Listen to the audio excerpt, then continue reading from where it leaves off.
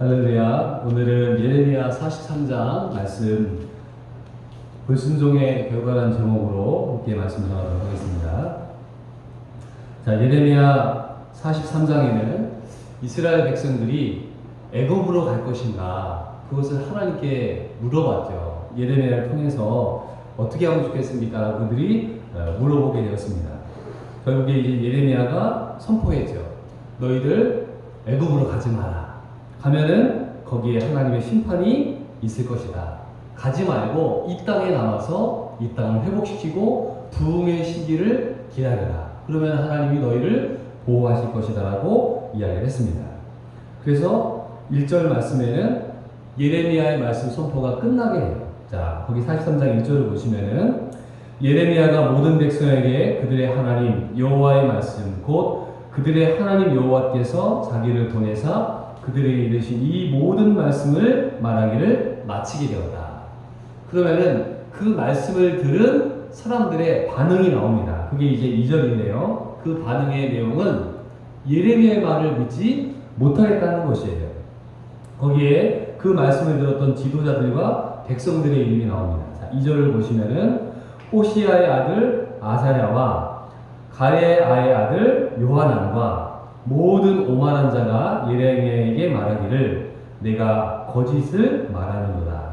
우리 하나님 여호와께서 너희는 애굽에서 살려고 그리로 가지 말라고 너를 보내어 말하게 하지 아니하였느니라. 즉 예레미야는 가지 말라고 처음부터 얘기했고 끝까지 얘기를 하지만은 이제 그들은 그 얘기를 듣지 않는 것입니다.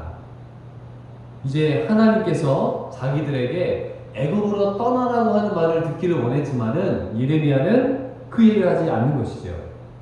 또 어떤 핑계를 대냐면 3절에 보시면은 바룩이라고 하는 서기관이 있습니다. 이 바룩은 누구냐면은 예레미야가 예언했을 때 그 말씀을 기록하던 서기관이었어요.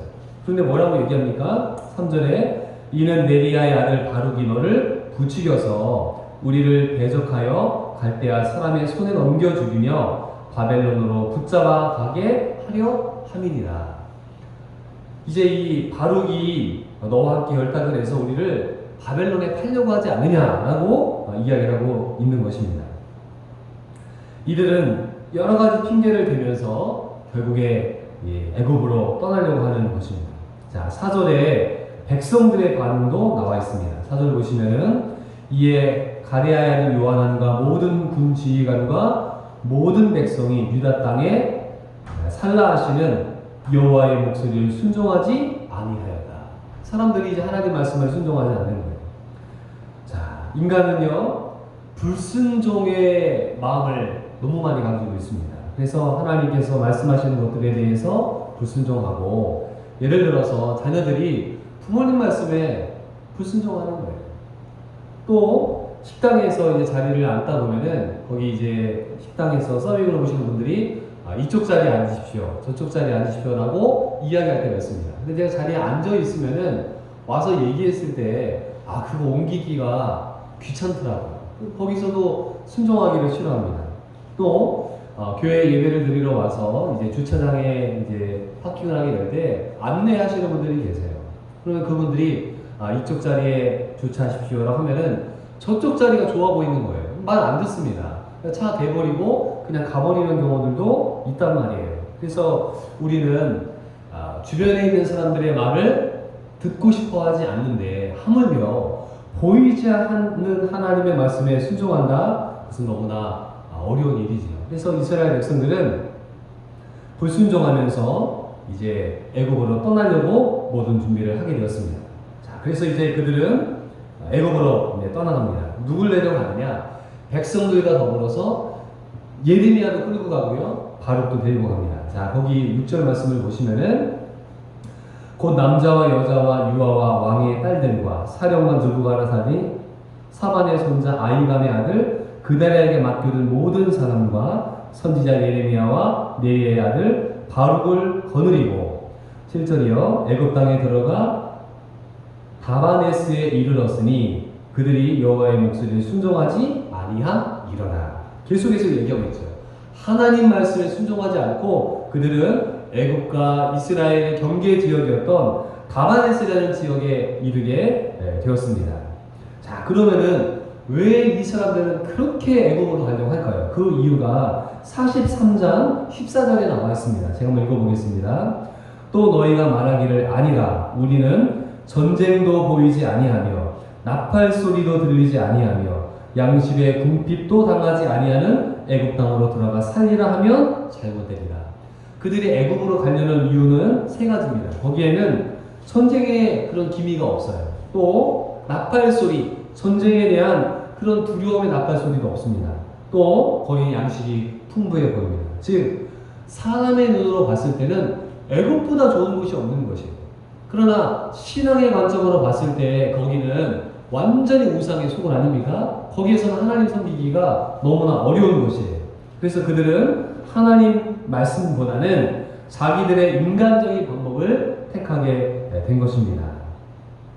자, 그러면서 이제 하나님께서 예레미야에게 또 말씀으로 임하세요. 8절에 보시면은 바베네스에서 여호와의 말씀이 예레미야에게 임하게 되었다. 그러면서 이제 행동으로 설교할 것을 얘기하십니다. 우리가 성경 읽다 보면은 선지자들이 말씀으로 설교하는 경우들도 있고 이제 몸으로 행동으로 벌이는 설교들이 있습니다. 그래서 이제 하나님께서 예레미야에게 말씀하시기를 9절입니다.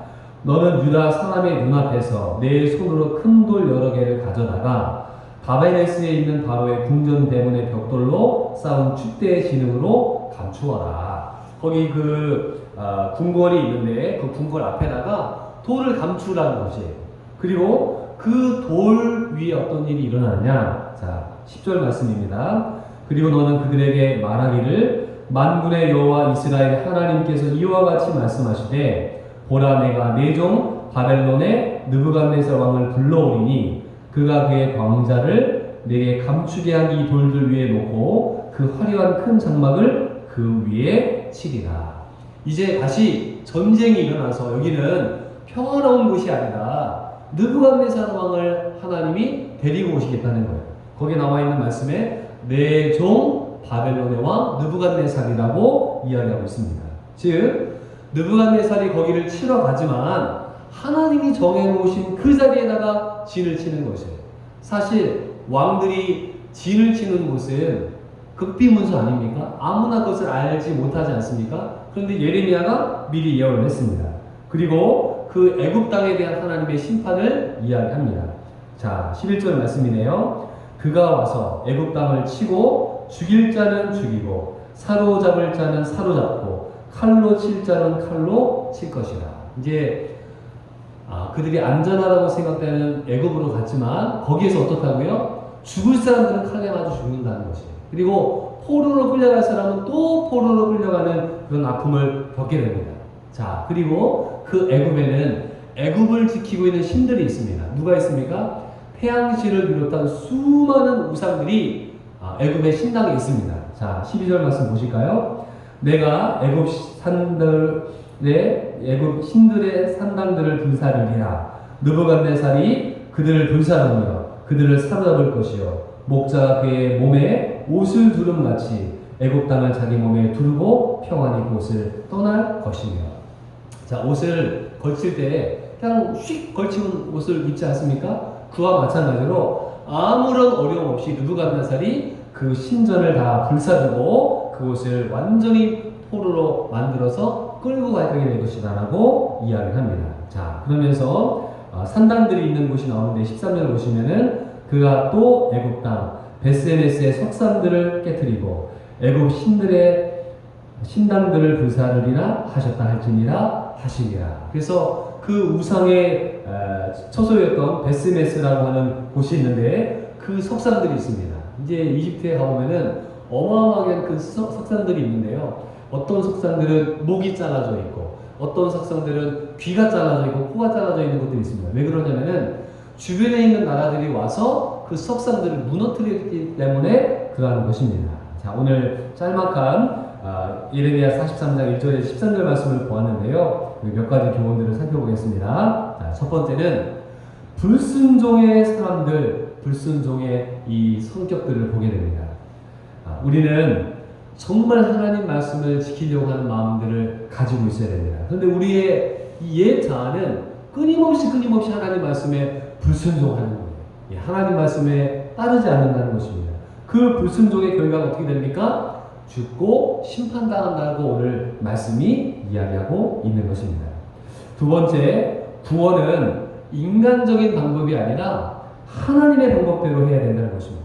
자, 애국으로 피난 가는 건요, 인간적으로 볼 때는 너무 합당한 거예요. 자, 거기는 전쟁 소리도 없고 또 나팔 소리도 없고 양식이 넘쳐나는 겁니다. 그러니까 당연히 그들의 눈에 보기에는 거기는 축복받은 곳이죠. 거기 가면 안전히 살 것 같죠? 그러나 하나님의 눈에는 그곳이 어떻습니까? 심판의 장소인 것이. 여기 이스라엘에서 어렵지만은 70년을 지키며 믿음으로 살면은 그들은 다시 부흥을 일으키고 하나님 회복을 맛보게 될 것입니다. 그런데 애굽으로 가잖아요? 그럼 죽는 거예요. 우리가 생각할 때 인간적인 방법, 인간적인 생각들을 하지만 그것이 하나님의 뜻이 아닐 때가 너무나 많이 있다는 것을 우리가 아셔야 됩니다. 그래서 구원은 사람의 방법이 아닌 하나님의 방법으로 이루어진다는 것을 우리가 아셔야 돼요. 세 번째는 역사의 주인이 바로 하나님이시라는 것을 오늘 성경을 통해 보게 됩니다. 자, 예레미야의 예언대로 느부갓네살이 애굽을 침공하게 되고요. 그리고 그곳에 하나님의 심판이 일어나서 우상들을 불태우시고 신전들을 불태우는 일들을 하게 됩니다. 자, 우리나라를 보십시오. 주변에 나라들이 있습니다. 일본이 있습니다. 또 위쪽으로 북한이 있습니다. 중국이 있습니다. 러시아가 있습니다. 또 우리나라를 도와주는 미국이 있지만 그 미국도 자기에게 도움이 되니까 우리를 도와주는 것이지 자기에게 도움이 되지 않는다? 우리 도와줄 이유가 없는 것입니다. 주변에 있는 이 모든 나라들의 왕들과 총리들이 있습니다. 그들이 누구라고요? 하나님의 종들이라는 것입니다. 우리나라를 통치하는 대통령 역시 하나님의 종인 거예요. 본인들이 알든지 모르든지 간에 하나님께서 인류의 역사를 이끌어 가신다는 것을 오늘 예레미야 43장을 통해 우리에게 보여주고 있는 것입니다. 지금 코로나로 얼마나 어려운 시기를 우리가 살아가고 있습니까? 그러나 이것도 하나님의 섭리 가운데 이루어지는 일이라는 것을 우리가 아시면서 하나님의 역사에 이 수레바퀴를 돌리시는 하나님의 뜻을 우리가 기억하고 알기를 원하여서 기도해야 될 것입니다. 네 번째는요, 내 맘대로 살지 말라는 것입니다. 지금 이 이스라엘 백성들은 하나님 뜻을 온당한 데가 없어요. 예레미야가 가지 말아라, 가면 죽는다 라고 하는데 어떻게 합니까? 예레미야 끌고 가잖아요. 그리고 예레미야에게 증거를 보여줍니다. 자, 여기에 가는 것이 옳지 않느냐라는 것을 보여주기 원해서 이 예레미야를 끌고 갑니다. 사랑하는 성도 여러분, 우리는 진리를 따라 살아야 됩니다. 하나님 말씀을 따라 살아야 돼요. 그러면은 살 것입니다. 지금도 우리가 어려움을 겪고 있잖아요. 그러나 이 시기를 우리가 기도하며 가정에서 또 교회에서 또 내 직장의 처소에서 정말 하나님 말씀을 그 어느 때보다 더 많이 읽을 수 있는 환경 아닙니까? 말씀을 읽고 말씀을 쓰고 말씀을 암송하고 하나님 말씀을 찾는다면은 우리에게는 소망이 있을 줄 믿습니다. 마지막으로 이 사람들은 하나님 말씀을 들을 때 내 귀에 듣고 싶은 말씀을 듣고 싶어 했다는 것입니다. 성도들이 듣고 싶어 하는 설교를 하는 목사의 마음은 편합니다. 대신에 성도들이 듣기 싫어하는 설교를 하는 목사의 마음은 굉장히 어렵습니다. 그러나 바른 목사라고 하면은 그 설교를 전해야 됩니다. 천국과 지옥에 대한 설교 듣기 싫죠. 그러나 들어야 되는 것입니다. 하나님 말씀, 주일 성수에 대한 말씀, 여러 가지 환경이 여러 가지 있겠지만은 그 말씀 들어야 되는 것입니다. 우리가 헌신이 점점 사라져가는 시대를 살아가고 있습니다. 하나님의 뜻을 따라가고 거룩함을 따라가는 삶은 어려운 것이에요. 그 길은 좁은 길이에요. 근데 그 좁은 길로 안 갑니다. 어디로 갑니까? 넓은 길로 가고 싶습니다. 넓은 길은 어떤 길입니까? 편안한 길입니다. 신앙생활 하는데 편하게 신앙생활하고 싶어 하는 거예요. 큰 교회, 기둥교회에서 왔다 갔다 하는 그런 삶을 사람들이 좋아하는 거예요. 익명성을 원하는 거예요. 큰 교회를 다니지만 큰 교회에 소속되지 않습니다. 구역이나 목장이나 가서 정말 소그룹 모여서 같이 기도하고 주일학교에 가서 같이 아이들을 안고 기도하고 고민하며 정말 그 아이들을 위해서 기도하고 해야 되는데 안 되는 거예요. 제가 아는 우리 친구 목사님들 교회 주보를 가끔 볼 때가 있습니다. 어마어마하게 큰 교회들입니다. 우리나라에 손꼽는 교회들입니다. 거기에 광고란을 보면 꼭 나오는 광고가 있습니다. 무슨 광고인지 아십니까? 주일학교 교사거죠. 성도가요 3,000명이 되고요 5,000명이 되고요 10,000명이 되고요. 그런데 그 주일학교 아이를 가르칠 교사가 없는 거예요. 왜 그렇습니까? 교사하기 힘들거든요. 편안한 신앙생활 할 수 없거든요.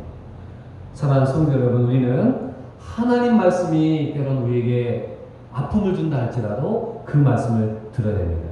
예레미야가 하는 설교가 그들의 마음을 아프게 하는 거예요. 예고배로 가지 마라. 가면 죽는다. 하나님 말씀에 순종해야 산다. 불순종하면 죽는다. 근데 그 말을 듣기 싫어합니다. 결국에 이 예레미야의 말을 듣지 않는 사람들은 심판을 받게 됐습니다.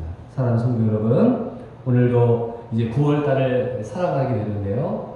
하나님 말씀이 무엇인지 하나님 뜻을 찾고 그 말씀대로 순종하며 살리라 다짐하시는 우리 성도님들 되시기를 주의 이름으로 축원드립니다. 아멘. 기도하겠습니다. 하나님 아버지 감사합니다. 오늘 예레미야 43장 말씀을 통해서 애국으로 가지 말라는 이 예레미야의 말씀, 하나님 말씀을 사람들은 듣기 싫어합니다. 하나님, 우리도 하나님 말씀을 너무나 잘하는데 듣기 싫어하고 편안한 신앙생활을 하려는 마음들이 얼마나 많습니까?